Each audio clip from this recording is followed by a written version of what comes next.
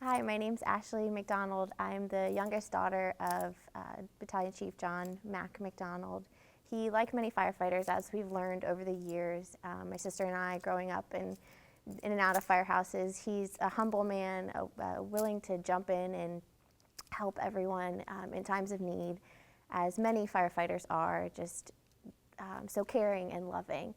But above all of that, I think what was most important to him were faith, family, and friends.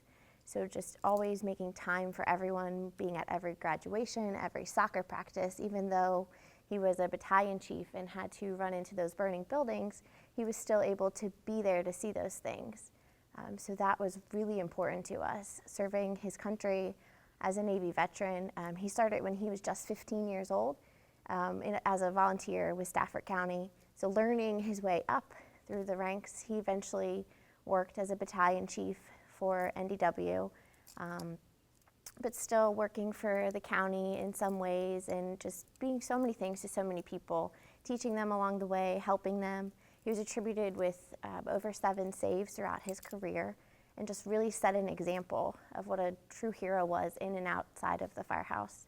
And the family sometimes finds comfort in knowing the fact that God took him away, but we think that he took him because he needed him more. And so as I mentioned earlier, faith was really important to our family. So we really just look at prayer and at our faith in those hard times and know that one day we'll be reunited with him and he's in a better place. And many people often ask us how they can help or ways that anything they can do. And we just tell them to help to live his legacy or to help his legacy live on. To just do the things that he did, and that was going to burn camps and helping to raise money for people in need and just being a better person overall. I would say my dad really prided himself on being a firefighter's fireman. It was hard in a way moving up in the ranks just because you sometimes are given more responsibilities and you're not right there with the guys and the nitty-gritty, and that was always something that he really struggled with. So he really enjoyed still sitting down at the dinners and just really being one of the guys.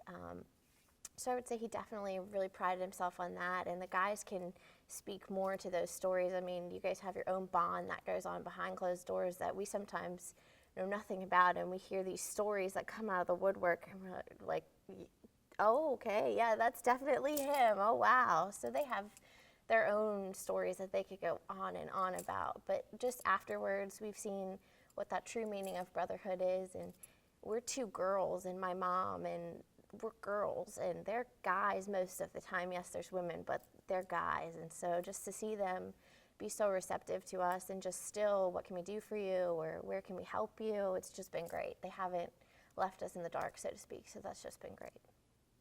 And he was really great at separating work from play, but still being that boss where, from what we hear, being that boss where you can come in and say, hey, chief, you know, I need this paperwork, I've got to get leave tomorrow or whatever. And he's like, look, man, I can't do it, but, you know, how can we make this work? Or you get in trouble, and then 5 minutes later, he's like, oh, it's lunchtime, I'm hungry, like, let's go get lunch. And you're like, wait a minute, you just wrote me up and suspended me for 2 weeks, why do you want to get lunch with me?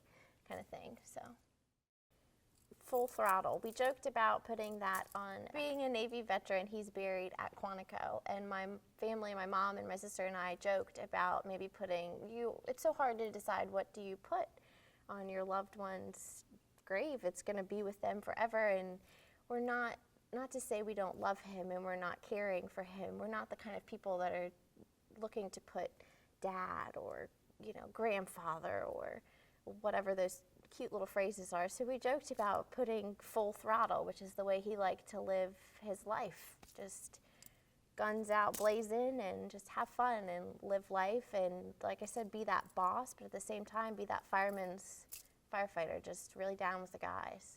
We have several members of our family who have served and serve in the military, and where we live in Quantico has really just, we're surrounded by that. Just growing up in that area, so we have almost an extra respect. My dad wasn't in the service very long, but obviously it stuck with him working for the Naval District of Washington on a naval base. So we still grew up around that, and just really instilling those values in us. He would always go to different memorials around the world. He would leave and hear about a firefighter that died in New York, and it could be the middle, they're getting a blizzard, and he's like, I have to go. And he would just go, and not even ever meeting this person, and just stay there and watch the whole service, and always just going and just being different places just to honor other people. So now that we're going through all of this, it's like, wow, to think that these people that we meet have come from all over. This is what my dad did for so many, and how touching that is. So I would say that very prideful to be in the service and to have those values instilled in his family as well.